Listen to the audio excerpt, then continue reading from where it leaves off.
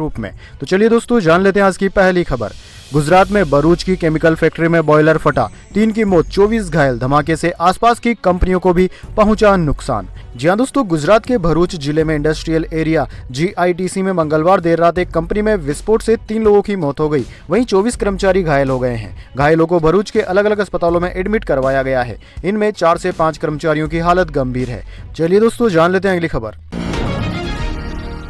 Delhi blast, अल फलाह university के डॉक्टरों से जुड़े हैं तार, एक अभी भी है फरार। चांसलर MP छोड़कर फरीदाबाद आया, यही कॉलेज खोला।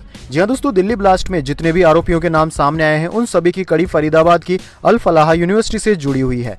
अभी तक 7 डॉक्टरों के नाम सामने आए हैं जिनका आपस में किसी न किसी तरह संबंध है। धमाके का मुख्य आरोपी डॉक्टर उमर उन नबी, जो ब्लास्ट वाले दिन I-20 कार चला रहा था, संभावना है कि वह मारा जा चुका है। हालांकि उसकी मां का DNA सैंपल लिया गया है। सैंपल मैच होने के बाद ही इसकी पुष्टि हो पाएगी। वहीं दोस्तों 6 डॉक्टरों को अब तक गिरफ्तार किया जा चुका है, एक डॉक्टर अभी भी फरार है। इसके साथ ही यह भी सामने आया है कि अल फलाह यूनिवर्सिटी का चांसलर मध्य प्रदेश से भागकर दिल्ली गया था, वहां उसने कॉलेज खोला और खुद ही चांसलर बन गया।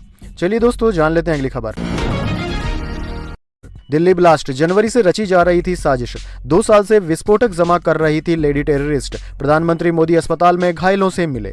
जी दोस्तों, दिल्ली धमाका करने वाले आतंकवादियों का ग्रुप फरीदाबाद की अल फलाह यूनिवर्सिटी से संचालित हो रहा था। सूत्रों के मुताबिक धमाकों की साजिश जनवरी से ही की जा रही थी। फरीदाबाद से गिरफ्तार डॉक्टर शाहीन ने बताया कि वह पिछले 2 साल से विस्फोटक जमा कर रही थी। शाहीन और उसके साथियों को मिलाकर एक व्हाइट कॉलर टेरर मॉड्यूल बनाया गया था, यानी कि इसमें पेशेवर लोगों को शामिल किया गया था। इनमें शामिल आतंकी जैश-ए-मोहम्मद और अंसार गजावत उल हिंद नाम के संगठनों से जुड़े हुए थे। वहीं दोस्तों प्रधानमंत्री नरेंद्र मोदी ने बुधवार को दोपहर भूटान से लौटने के बाद एयरपोर्ट से सीधे LNJP अस्पताल में मुलाकात की। यहां उन्होंने दिल्ली ब्लास्ट के घायलों से इलाज का जायजा लिया और डॉक्टरों से भी बात की। प्रधानमंत्री ने कहा कि साजिश को अंजाम देने वालों को बख्शा नहीं जाएगा।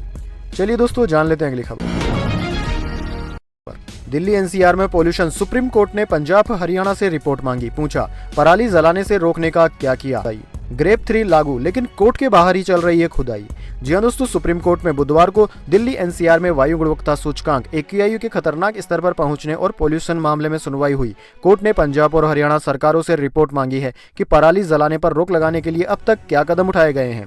उधर दोस्तों सीनियर एडवोकेट गोपाल शंकर नारायणन ने कहा कि इस समय ग्रेडेड रेस्पॉन्स एक्शन प्लान का तीसरा फेज यानी कि ग्रेप का तीसरा चरण लागू है, जबकि ग्रेप 4 लागू किया जाना चाहिए क्योंकि कुछ जगहों पर AQI 450 से ऊपर चला गया है। उन्होंने कहा कि ग्रेप 3 लागू है, लेकिन कोर्ट के बाहर ही खुदाई का काम हो रहा है। कम से कम अदालत परिसर में तो यह नहीं होना चाहिए। इस पर CGI ने कहा कि निर्माण गतिविधियों के संबंध में कार्यवाही की जाएगी। चलिए दोस्तों जान लेते हैं अगली खबर। अमेरिकी अरबपति बोले मुंबई जैसा बन जाएगा न्यूयॉर्क, ममदानी की जीत पर चिंता जताई, कहा उनके फैसले से शहर बदतर हो जाएगा। जी हां दोस्तों, न्यूयॉर्क सिटी के मशहूर रियल एस्टेट अरबपति बैरी स्टर्लिंग ने आशंका जताई है कि ममदानी की लीडरशिप में शहर के हालात बदतर हो सकते हैं। CNBC न्यूज से बात करते हुए उन्होंने कहा कि न्यूयॉर्क भी मुंबई जैसा बन सकता है। दरअसल ममदानी ने अपने चुनाव प्रचार के दौरान कई बड़े वादे किए थे। इसमें घरों के किराए को फ्रीज करना यानी कि बढ़ने से रोकना, शहर में मुफ्त बस सर्विस शुरू करना और छोटे बच्चों के लिए मुफ्त चाइल्ड केयर देना शामिल है। इसे लेकर स्टर्लिंग का मानना है कि किराया फ्रीज करने और किराएदारों को ज्यादा छूट देने से मकान मालिकों की हालत खराब हो जाएगी। उन्होंने कहा कि अगर एक किराएदार किराया नहीं देता है और उसे निकाला भी नहीं जा सकता है तो बाकी लोग भी यही करेंगे। चलिए दोस्तों जान लेते हैं अगली खबर। चांदी 1945 रुपए बढ़कर 1.57 लाख रुपए प्रति किलोग्राम पर पहुंची। सोना 216 रुपए गिरकर 1.24 लाख रुपए प्रति 10 ग्राम पर आया। जी हां दोस्तों, सोने चांदी के दाम में आज गिरावट देखने को मिली है। Indian Boolean and jeweller association के अनुसार 10 ग्राम सोना 216 रुपए गिरकर 1,23,913 रुपए पर आ गया। इससे पहले सोने की कीमत 1,24,129 रुपए प्रति 10 ग्राम थी। वहीं दोस्तों चांदी 1945 रुपए बढ़कर 1,56,705 रुपए प्रति किलोग्राम पर पहुंच गई है। इससे पहले इसकी कीमत 1,54,760 रुपए प्रति किलोग्राम पर थी। चलिए दोस्तों जान लेते हैं अगली खबर। रोहित शर्मा नंबर 1 बल्लेबाज के तौर पर बरकरार, विराट कोहली की रैंकिंग में सुधार, बाबर को नुकसान।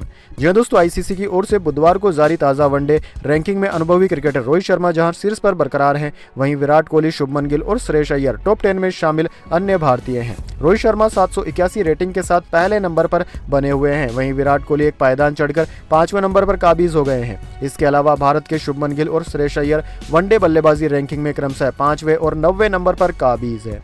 चलिए दोस्तों जान लेते हैं अगली खबर। अफगानिस्तान में फिर हमले कर सकता है पाकिस्तान। इस्लामाबाद में धमाके के बाद रक्षा मंत्री आसिफ बोले, हम कार्यवाही करने पर मजबूर। जी हां दोस्तों, पाकिस्तान के रक्षा मंत्री ख्वाजा आसिफ ने कहा है कि अफगानिस्तान में मौजूदा आतंकी संगठनों पर कार्यवाही की जा सकती है। ख्वाजा ने यह बयान मंगलवार को इस्लामाबाद और खैबर पख्तूनख्वा में हुए हमलों के बाद दिया। दरअसल दोस्तों, जियो न्यूज को दिए इंटरव्यू में जब आसिफ से पूछा गया कि क्या पाकिस्तान इन हमलों का जवाब देगा, तो उन्होंने कहा कि खुदा ने चाहा तो जरूर जवाब देंगे। अफगानिस्तान में मौजूद आतंकवादी ठिकानों पर हमले को नकार नहीं सकते। चलिए दोस्तों, जान लेते हैं अगली खबर।